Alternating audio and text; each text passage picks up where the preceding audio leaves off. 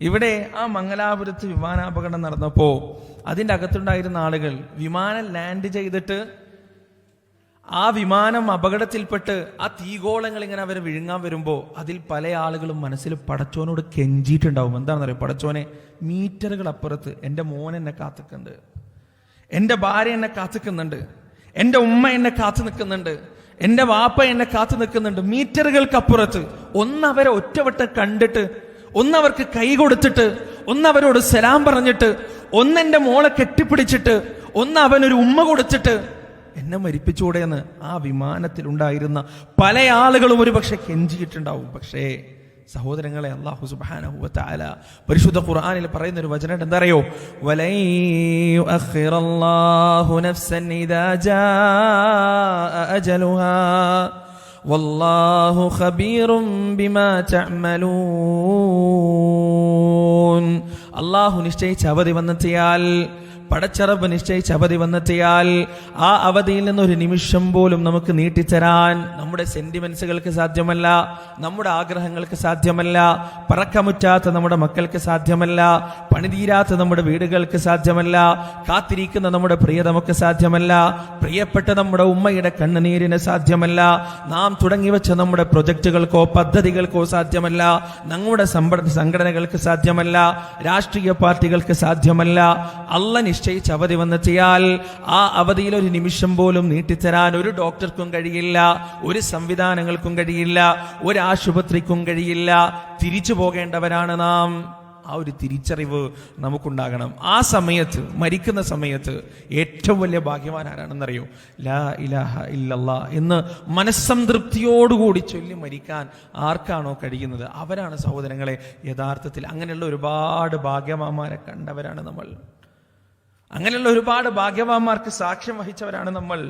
നിങ്ങളൊക്കെ കേട്ടിട്ടുണ്ടാവും റിയാദിലെ ഒരു മരണം, റിയാദിലെ ഒരു സഹോദരൻ മരിച്ചു. നിങ്ങൾ ഒരുപാട് പ്രസംഗങ്ങളിലും പത്രങ്ങളിലൊക്കെ വായിച്ചിട്ടുണ്ടാവും, പല ലേഖനങ്ങളിലും വായിച്ചിട്ടുണ്ടാവും അദ്ദേഹത്തിന്റെ മരണം. ഫൈസൽ എന്ന് പറയുന്ന കൊച്ചി സ്വദേശിയായ ഒരു യുവാവ് 35-ാമത്തെ വയസ്സിലങ്ങനെയാണ് അദ്ദേഹം മരിക്കുന്നത്.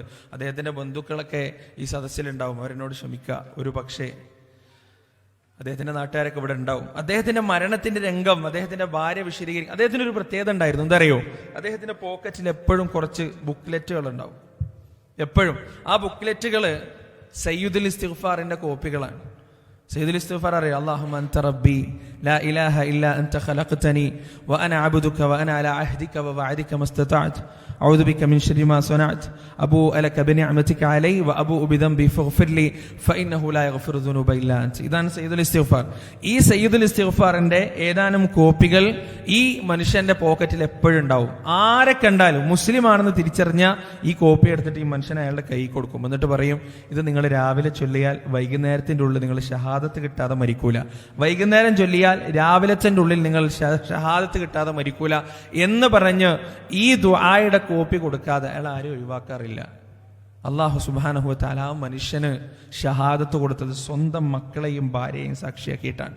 നിങ്ങൾ ആ സംഭവം അറിഞ്ഞിട്ടുണ്ടാവില്ല. റിയാദിൽ നിന്ന് 100 കിലോമീറ്റർ അപ്പുറത്തുള്ള ഖർജിലേക്ക് പോകുമ്പോൾ വാഹനം അപകടത്തിൽപ്പെട്ട് ആ വാഹനം നിയന്ത്രണം വിട്ട് സൈഡിലുള്ള ബാരിക്കേഡിൽ അടിച്ച് വാഹനത്തിന്റെ മുന്നിലുള്ള ഗ്ലാസ്സിലുള്ള കമ്പി വളഞ്ഞ് തലയിലേക്ക് കയറി, തലന്റെ ഉള്ളിലേക്ക് കയറി. എന്നിട്ട് ഈ മനുഷ്യൻ വേദനയോടെ ഭാര്യയുടെ മടിയിലേക്ക് വീണപ്പോ ഏത് പെണ്ണും തകർന്നു പോകുന്നൊരു സന്ദർഭമാണത്. ഏതൊരു സ്ത്രീയും അലറി വിളിച്ചു പോകുന്ന. പക്ഷേ ഈ മനുഷ്യന്റെ ഭാര്യ അള്ളാഹ് ഉണ്ടാക്കി കൊടുത്തൊരു തുമനീനത്താണ് മനസ്സിൽ, അള്ളാഹ് ഉണ്ടാക്കി കൊടുത്തൊരു സമാധാനാണ്. ആ ഭർത്താവിന്റെ തലയിൽ കൈവച്ചുകൊണ്ട് ആ സമയത്ത് ആ ഭാര്യ പറഞ്ഞു കൊടുത്തു, ഖുൽ ലാ ഇലാഹ ഇല്ലല്ലാ, ഖുൽ ലാ ഇലാഹ ഇല്ലല്ലാ.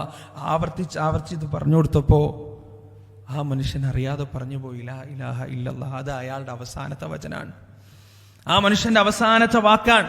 സഹോദരങ്ങളെ, 5ഉം 8ഉം വയസ്സുള്ള ചെറിയ പൈതങ്ങൾ ഈ കാറിന്റെ പിറകിൽ ഇരുന്ന് ഈ കാഴ്ച കാണുന്നുണ്ട്. അവരുടെ ജീവിതത്തിൽ അവർക്ക് ഒരിക്കലും മറക്കാൻ കഴിയാത്ത കാഴ്ച, സ്വന്തം ഉപ്പ ലാ ഇലാഹ ഇല്ലല്ലാഹ് ചൊല്ലി മരിക്കുന്ന കാഴ്ച. ഇതിനേക്കാൾ വലിയ അനുഗ്രഹം വേറെ എന്താണ്?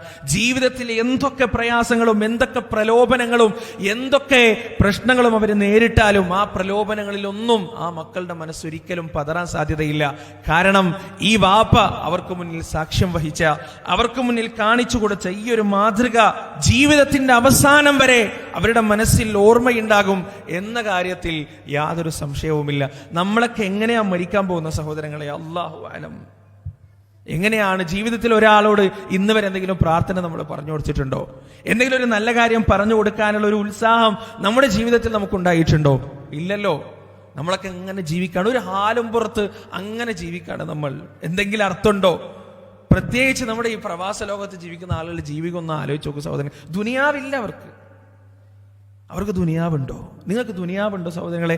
ഫാമിലി കൂടെയുള്ള ആളുകളെ കുറിച്ചല്ല സംസാരിക്കുന്നത്. ഭൂരിഭാഗം വരുന്ന പ്രവാസ ലോകത്ത് ജീവിക്കുന്ന ആളുകൾക്ക് ദുനിയാവുണ്ടോ സഹോദരങ്ങളെ? പെരുന്നാളിന് നാട്ടിലുള്ള ആളുകൾ ആഘോഷിക്കുമ്പോൾ റൂമിന്റെ ഉള്ളിൽ കിടന്നുറങ്ങിയിട്ടാണ് പ്രവാസികൾ പെരുന്നാൾ ആഘോഷിക്കുക.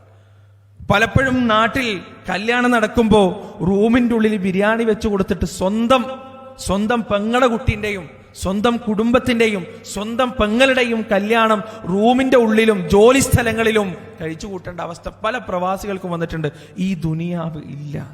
ഇനി കാലം കുറേ കഴിഞ്ഞ് അധ്വാനിച്ച് പല്ലിന്റെയും നഖത്തിന്റെയും മൂർച്ച നഷ്ടപ്പെട്ട് കണ്ണിന്റെ കാഴ്ച നഷ്ടപ്പെട്ട് ഒന്നിനും കൊള്ളാത്ത രീതിയിൽ നാട്ടിലേക്ക് പോയാൽ ഇത്രയും കാലം അധ്വാനിച്ച വില എന്തെങ്കിലും കുടുംബം തരോ? കൂട്ടുകാർ തരോ? സമൂഹം തരോ? കറവ പറ്റിയ പശുവിന്റെ വില പോലും ഇല്ലാതെ അവിടെയും പാർശ്വവൽക്കരിക്കപ്പെടും പ്രവാസികൾ. അവിടെ നിങ്ങൾക്ക് മുന്നിൽ അടയാത്തൊരു വാതിലുണ്ട്, ഒരിക്കലും നഷ്ടപ്പെടാത്തൊരു ജീവിതമുണ്ട്. ആ ജീവിതം അറിയോ? പരലോക ജീവിതമാണ്, ആഖിറമാണ്. ആ ജീവിതത്തിന് വേണ്ടി നിങ്ങൾ പ്രയത്നിച്ചോ സഹോദരങ്ങളെ? ഈ ദുനിയാവിലെ ജീവിതത്തിന്റെ മുന്നിൽ വല്ലാതെ പോയാൽ നഷ്ടം മാത്രമാണ് ബാക്കിയാവുക. അല്ലാഹു സുബ്ഹാനഹു വ തആല അതിന് നമുക്ക് തൗഫീഖ് നൽകുമാറാകട്ടെ. മരണത്തിന്റെ സമയത്ത് സന്തോഷത്തോടെ മരിക്കാൻ, ആനന്ദത്തോടെ മരിക്കാൻ, മനസ്സിന് സമാധാനം കിട്ടുന്ന രീതിയിൽ മരിക്കാനാകണം ഈ ജീവിതത്തിൽ നമ്മൾ പ്രവർത്തിക്കേണ്ടതും പ്രയത്നിക്കേണ്ടതും.